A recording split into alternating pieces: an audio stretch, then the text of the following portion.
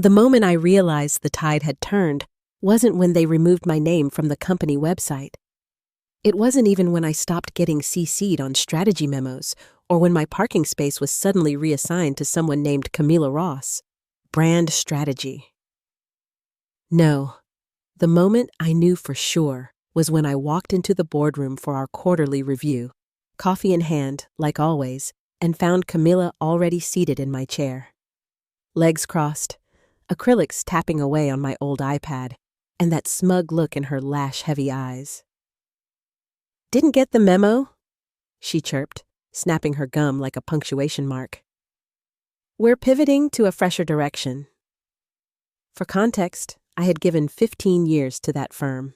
No scandals, no missed targets, no drama. I was the person who made sure the wheels didn't fall off when the CEO accidentally vacationed in Cabo during our 2012 compliance audit. I coached junior analysts through margin reconciliations like a therapist with a spreadsheet, and yet here I was, treated like someone who had wandered in off the street looking for a restroom. I didn't flinch. I didn't roll my eyes. I just nodded calmly and stepped aside, like a ghost at my own funeral. You learn to stay quiet when the knives are still falling. Now, quick pause, since we're in it. If you're one of the 97% listening to stories like this and still not subscribed, go ahead. It's free, and it keeps the coffee flowing. Plus, Camila absolutely hates it when people support competent professionals over influencers. Bonus. Anyway, back to my office being hijacked by nepotism and Louboutin pumps. Camila, fresh off a 10-week marketing boot camp and Instagram famous for reviewing luxury bath salts, had been strategically inserted into the firm by her godfather, the CEO. Ostensibly, her role was to modernize brand communications. But let's be real. It was a trust fund baby playing pretend with someone else's career. To the rest of the company, she was disruptive energy. To me, she was chaos in expensive lipstick. When I was introduced to her, it wasn't as a colleague. It was in the hallway. "This is Karen Maddox," she said to a junior associate. "She's like our institutional memory, a living filing cabinet." A filing cabinet. What Camila didn't know, what none of them realized, was how dangerously useful that filing cabinet still was. Because while she was busy pitching boss babe synergy, I was the one who had personally navigated us through a hostile takeover, shielded the firm from an insider trading scandal, and negotiated a partnership deal in Mandarin without a translator. But sure, let's replace that with emoji literacy. They moved my office, then moved it again. Eventually, I was stuffed into a windowless cubicle next to HR and a dying ficus named Kevin. Still, I stayed. Why? Because when you've spent 15 years weaving the fabric of a company, you don't pull your thread just because someone else spilled glitter on top. You watch, you wait, and you document. And I documented everything. Every shortcut, every missed protocol, every Camila brand innovation that broke 3 compliance rules and basic common sense. I didn't do it out of spite. I did it out of precision. Because this wasn't just poor leadership. It was arrogance dressed in disruption. And arrogance, when left unchecked, always self-destructs. So when I got the calendar invite titled Leadership Alignment, Next Gen Vision Strategy, no agenda, no explanation, and notably, no request for my presence, I knew exactly what was coming. The knife was midair. But I didn't duck. I sharpened my own. It was almost poetic watching Camila pose at my desk, snapping selfies with the confidence of a queen ascending a throne she didn't build. One of those photos ended up on Slack with the caption, "Took the throne, new era, boss vibes." The lighting, I'll admit, was flattering, but even the best filter couldn't hide what was coming. The first time she took credit for my work, it was nearly laughable. Nearly. She presented my risk mitigation model to the partners, line by line, chart by chart. It was the exact framework I had built during the 2020 volatility crisis, while she was probably still testing highlighters and filming bath product reviews. She called it her proprietary blend of generational insight and AI-powered forecasting. She actually said that out loud with a straight face. I sat 3 chairs down from her, sipping burnt conference room coffee like a silent guest at someone else's funeral. I waited for someone, anyone, to ask, "Isn't that Karen's model?" Or, "Didn't we implement this last year?" No one did, just slow nods and polite smiles. One partner even muttered, "Brilliant," under his breath. This, from the same man who once called me the firm's quiet shield. I didn't speak up, not because I was afraid, because I was studying the room. The following week, Camilla led an all-hands culture sync meeting. She opened with a slideshow titled Old School versus Bold Cool. Guess where I ended up? Slide 4 featured a photo of a gray filing cabinet with a frowning cartoon face. She didn't say my name, but she didn't have to. Half the room turned to look at me when it appeared. "We've outgrown caution," she announced. She had been there 3 months. Then came the rumors. Realignment. Restructuring. Slack channels went private. Conversations stopped when I entered a room. And then they moved a critical internal file, the high-value account tracker, from my ownership to hers. That spreadsheet was my creation. I had maintained it for over a decade. It flagged compliance deadlines, tracked portfolio risk, and held the firm's highest net worth account notes. I was given no warning. When I attempted to access the document, I found my permissions revoked. My name was removed from its revision history like I had never touched it. That's when I understood. This wasn't just a slow push toward retirement. This was full-on erasure. I approached our CEO, Daniel Remington, after a quarterly planning meeting. My tone was calm. My posture was composed. He didn't even lift his eyes from his phone. "Karen," he said with a sigh, "you've always been a steady steward of our legacy systems. But let's be honest, we're not in the stewardship era anymore. We're in the scaling era. Camilla speaks the language. You translate." I asked, "Translate what exactly?" He smiled. That Wall Street kind of smile. All teeth, no empathy. "You're not a queen," he said. "You're infrastructure. Don't take this personal." Not a queen. I had kept this company from collapsing when his offshore account almost triggered federal scrutiny during a multi-million-dollar acquisition. I had navigated the fallout alone while he hid behind private counsel. But again, I didn't lash out. I didn't cry. I logged it, because the final blow was coming. And when it arrived, it wouldn't be an email. It would be a document. The final blow came not with shouting or confrontation, but in beige legalese. I was reviewing a memo about the firm's upcoming merger. One I had helped architect from the ground up, back when we still pretended to care about value-first operations. The memo outlined officer signatories, authorizations, and operational oversight roles. My name wasn't listed. That might not have surprised me, except for one thing. It used to be there, legally. 6 months earlier, when the CEO's beach vacation photos leaked alongside questionable messages involving a junior staffer and a suspicious holding company, the board panicked. They needed a clean figurehead, someone with credibility and no skeletons.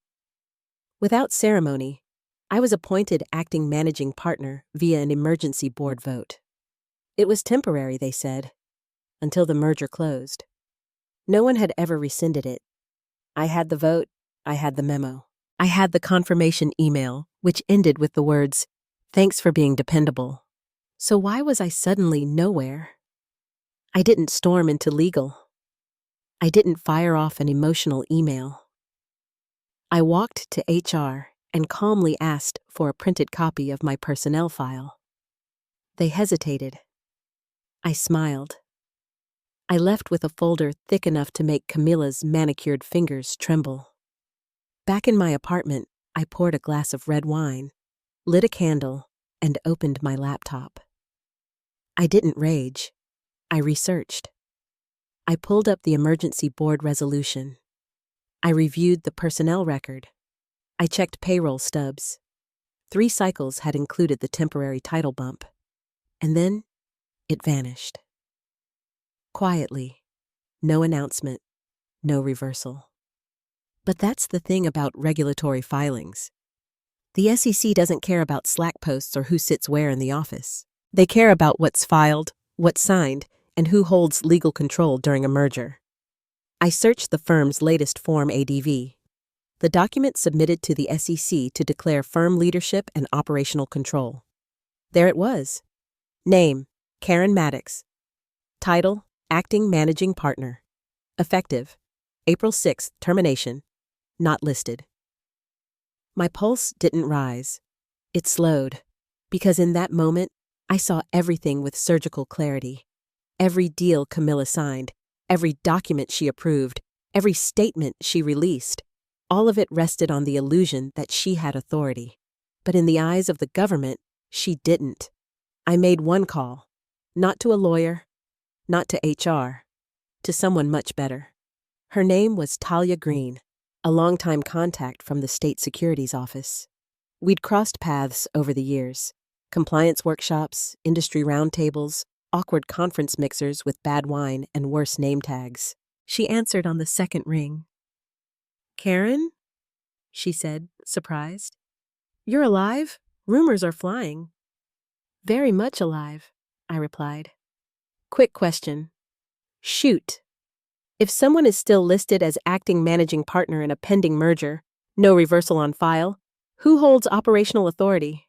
Talia didn't miss a beat. "If it's on the ADV and unamended, it's binding," she said. "Why?" "Just cleaning out some old files." She paused. "Karen, is there something I should be looking into?" "Not unless Camilla posts another selfie." I hung up. Then I opened a new Google Doc and titled it Contingency Notice, Legal Control Documentation, and began drafting what would become the most polite wrecking ball ever written. The pain didn't vanish. Of course it didn't. 15 years of dedication doesn't dissolve just because someone in a cropped blazer posts a rebrand announcement. But pain filtered through precision? That becomes a weapon. Camilla hadn't even warmed my seat before the glittering collapse began. Within a week, the firm's once professional homepage, clean, navy blue, minimalist, turned into a scrolling monstrosity filled with neon gradients, overused buzzwords, and stock images of Gen Z interns pretending to understand interest rate derivatives. The new tagline? Capital, culture, crypto. I wish I were joking. Camilla proudly unveiled her next-era activation strategy. It was, in essence, a sloppy remix of my 2022 Q4 growth plan, with every real term replaced by vague ones like ecosystem synergy and brand intimacy. She added pastel-colored pie charts and unnecessary motion graphics like sprinkles on a melting cake. But the masterpiece? The crown jewel of her disruption? NFTs. Yes, Camilla, who once spelled fiscal as physical in a quarterly report, had now pitched non-fungible tokens to our ultra-conservative clients. Not as financial instruments. No, as bespoke digital experiences tied to personal financial milestones. A loyal junior analyst, still smart enough to know which side of the fire the wind was blowing from, forwarded me a sample deck. One slide offered clients a digital collectible for surpassing $10 million in managed assets. The reward? A holographic lion made of Ethereum coins. Diversify your portfolio? Get an animated 3D bull doing yoga. I almost spit out my coffee. Then came the fallout. 2 of our oldest clients, both allergic to gimmicks, both old-school legacy capital, reached out to me personally. One of them, Charles Pennington Royce IV, still signs emails with a fountain pen and has never used an ATM. He forwarded Camilla's NFT pitch with the subject line, "This is a joke, right?" The email read, "Karen, is this what your firm thinks I want for my 75th birthday? A digital token that says client goals since the 80s? Let me know where you land next. I'm pulling my portfolio if this continues. Sincerely, CPR4. I replied with one sentence. Sit tight, Charles. Timing is everything. Then I forwarded one single email. Not to Camilla, not to Daniel Remington, not even to HR, who were still too busy pretending the fire alarm was just background music. I sent it to Russell Brenner, the firm's in-house legal counsel. Harvard Law. Wears bow ties. Hates surprises. Subject: ADV Officer Confirmation. April 6. Filing Body. Hi, Russell. Given recent changes in public-facing leadership, I wanted to reconfirm my designation status as filed in the April 6 submission to the CC. As there appears to be no formal reversal or amendment, I remain, per the official filing, the acting managing partner. Attached are the relevant documents, communications, and payroll records for your review. No action needed, just ensuring transparency and alignment as the merger review continues. Best, Karen Maddox. No threats, no accusations, no italics, just calm, polite precision. A loaded weapon wrapped in silk. And then I waited. Russell read the email within 20 minutes. I could see the read receipt. He opened every attachment, every memo, every PDF, every payroll stub. And then, silence. No response. No Slack message. No calendar ping. Nothing. Which, if you understand Russell Brenner, says everything. That afternoon, while Camilla live-streamed a Q&A called Redefining Hedge Funds as Vibe Spaces, the firm's legal Slack went dead. No compliance roundup, no policy reminders. Nothing but one pinned message from 4 days earlier. Reminder: do not share merger materials outside the secure portal. Non-negotiable. I could picture him, Russell, seated at his desk in his signature bow tie, reading my email again, then opening the SEC database and checking the ADV filing himself. Because the thing about acting titles, they may be temporary in intent, but if no one formally reverses them, especially during a merger, they are binding. In our case, that meant every contract signed, every disclosure issued, every deal greenlit under Camilla's leadership was floating in legal limbo, possibly invalid, possibly fraudulent. I didn't need Russell to respond. I just needed him to understand. Meanwhile, Camilla, blissfully unaware, launched her grandest idea yet. Phoenix Day, a full rebrand gala, influencer partnerships, press releases, custom invitations to select clients, even a commemorative digital Firebird NFT for each guest. Yes, she literally wanted to reward billionaires with cartoon Firebirds. The subject line of the invite read, "Tomorrow's vision, today's vibe, Phoenix Day is here." I laughed, alone in my apartment, still wearing socks with holes in them, eating cold pad thai. It wasn't bitterness. It was absurd joy. The kind that comes when you realize you're watching a train derail in slow motion and you've already stepped off the tracks. Then came the message. Samir Vance. Venture capitalist. Old money. No nonsense. Fired a junior analyst once for calling him bro. He messaged me on LinkedIn. "Hey, are you still with the firm? Because things are getting weird. Camilla just sent me something about tokenized shareholder engagement and digital confetti gifts." I stared at it, not because I didn't know what to say, because I knew exactly what it meant. Camilla had tried to move client assets, tried to sign contracts, tried to commit capital, without legal authority. She hadn't just stepped on a rake. She had stepped on a landmine, barefoot, while live streaming it. I opened a hidden folder on my laptop. Inside, a draft titled Statement of Concern, Operational Authority Conflict, Merger Impact. It was ready. All it needed was a timestamp. Across town, I imagined Russell pacing, glasses fogged, tie askew, trying to find an exit from a room with no doors.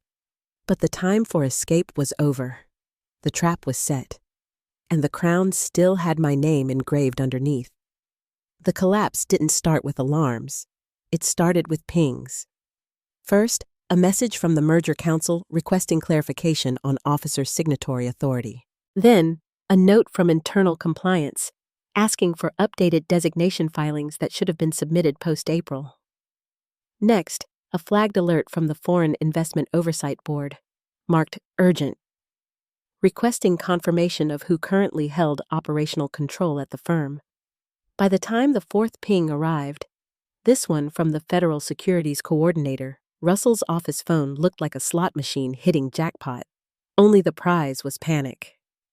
He didn't respond to any of them. He didn't have to. He was too busy rereading the email I had sent, now paired with a time-stamped PDF pulled directly from the SEC database, proof that, as of that moment, Karen Maddox was still the legally recognized acting managing partner, not was. Which meant every asset transaction, every client communication, every merger action completed under Camilla's leadership was, at best, non-binding. At worst, in violation of federal compliance laws. Russell didn't yell. He didn't run down the hall. He stood up in the middle of a high-level call with the CEO, merger attorneys, and our strategic investment team. Without a word, he walked around the table, leaned over Daniel Remington's chair, and placed his phone screen in front of him. Daniel paused mid-sentence. He was halfway through a pitch about vision alignment and youth-forward innovation. He looked at the screen, squinted, read, and when he got to the section about the April 6 filing and the SEC designation clause, his F. First, the jaw tightened. That involuntary reaction men get when they realize they've walked straight into a trap. Then the eyes narrowed. Then the full flush of realization drained from his face, like color from a stock chart in freefall. 6 months. 6 months of Camilla's leadership, her initiatives, her decisions, her signatures, all under legal illusion. "Why wasn't this reversed?" he asked, voice clipped. Russell said nothing. Instead, the managing attorney on the speaker call, British, distant, clinically cold, responded. "I'm sorry," he said. "Is this individual no longer with the firm?" Russell cleared his throat. "She was walked out, her access revoked, but per federal record, current operational authority remains with Karen Maddox." Silence. Then, "So your brand lead has been signing documents she isn't authorized to sign." Daniel didn't answer. His throat moved as if swallowing glass. He picked up his office phone, dialed a number. Straight to voicemail. He redialed, again. No answer. Then he stood, knocking his chair back. "Call her," he said, low and sharp. "Now." He didn't mean Camilla. He meant me. Everyone in that room knew exactly who he meant. No one said my name, but they all knew. The person they'd written off. The person they walked out without an exit interview. The same woman who had the power to freeze the entire operation with a signature. But I wasn't in the building anymore. I was at home, at my kitchen table, laptop open, herbal tea steaming beside me, calm as ever. I opened the folder titled Affiliation Exit, Legal Templates, clicked the document named Formal Notice of Rescission, Managing Partner Authority. Cursor blinking, blank page. And then I began. To whom it may concern, per documentation filed and active with the Securities and Exchange Commission, I, Karen Maddox, remain the official acting managing partner of this firm as of the date of this notice. Given the unauthorized and unnotified reassignment of executive authority, the material misrepresentation of operational status, and the irreversible breach of trust caused by internal leadership, I am formally dissolving my affiliation and fiduciary responsibility to the firm, effective immediately. Compliance violations, if any, resulting from acts committed without my oversight, shall be reviewed under proper regulatory procedure. All supporting documentation is attached. Kindly direct all future correspondence to my legal counsel. No emotion, no drama. Just clean surgical detachment. I reread the letter twice. No typos, no ambiguity. I exported it as a PDF, attached it to an email titled Formal Rescission, Compliance and Legal Control, and sent it to 3 recipients: Russell Brenner, the SEC liaison, and the firm's merger compliance officer. Not Camila. She wouldn't even understand what she had broken. With that, the trapdoor opened. The firm was now without legal leadership. Per SEC regulation, no new managing partner could be appointed until the current one was legally removed. And with that status under dispute, everything froze. The merger was legally suspended. Investor transactions halted. Every public statement now carried a compliance flag the size of a billboard. Camila? She was now just a woman in a blazer holding a paper crown no one recognized. I closed the laptop, took a slow sip of tea, smiled. Not from revenge, from precision, because I had never been legacy clutter. I was the system they still ran on. By noon, the SEC had issued a formal notice. Immediate operational freeze due to disputed control status. All client accounts were locked pending review. The firm could not send a single press release without triggering a secondary compliance audit. One of our oldest clients, a Texas oil executive with more lawsuits than Camila had designer shoes, called his legal team by 3 p.m. That afternoon, 4 of our top clients initiated full withdrawals and began transitioning portfolios to competitor firms. Inside the building, it looked like triage. Partners shouting into phones, legal teams flipping through contract folders with white knuckles. The CFO pale, sweating, one hand on his chest as if he could feel the quarterly earnings call bleeding out through his ribs. The merger collapsed the next morning. Not delayed, terminated. The acquisition partner issued a public statement citing unforeseen governance disputes and lack of operational clarity.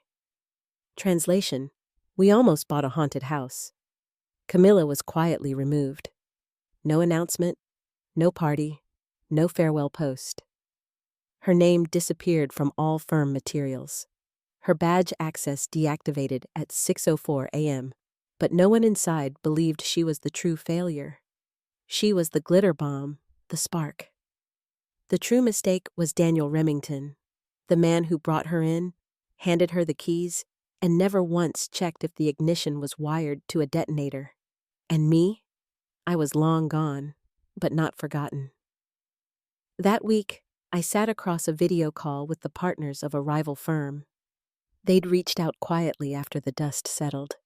Their tone was respectful, the kind reserved for survivors or assassins. They made their offer. I named a consulting rate that would have made my former salary faint. They didn't blink.